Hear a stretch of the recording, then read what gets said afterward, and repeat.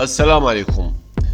يقترب نجم الساحر المستدير البرتغالي كريستيانو رونالدو من الانتقال إلى صفوف النصر السعودي. وفي هذا الصدد كشف الإعلامي بقناة فرانس 24 فوزي بن جمعة أن نادي النصر السعودي مشارك في البطولة العربية للأندية. وأبرز فوزي بن رحمة أن البطولة ذاتها يشارك فيها فريق شبيبة الثورة الجزائري.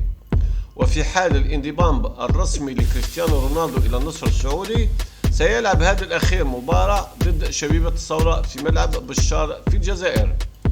ويذكر أن رونالدو صاحب 37 سنة سينضم إلى نادي السعودي مقابل مبلغ فلكي قد يكون الأضخم في تاريخ كرة القدم.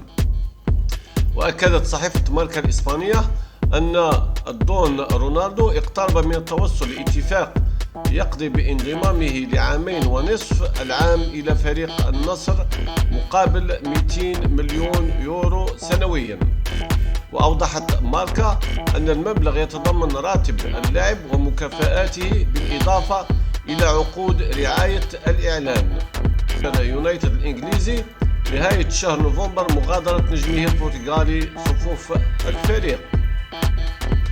وأوضح النادي الإنجليزي أن كريستيانو رونالدو غادر مانشستر يونايتد باتفاق الطرفين بأثر فوري. وجاء رحيل دون من اليونايتد عقب تصريحات مثيرة لهذا الأخير قال فيها أنه يشعر بأنه تعرض للخيانة من جانب ناديه الإنجليزي. وأكد النجم البرتغالي أن أشخاصا في النادي حاولوا إجباره على الرحيل مشيرا إلى عدم حدوث أي تطور في النادي منذ مغادرة السير أليكس فيرغسون في عام 2013. والسلام عليكم ورحمة الله تعالى وبركاته.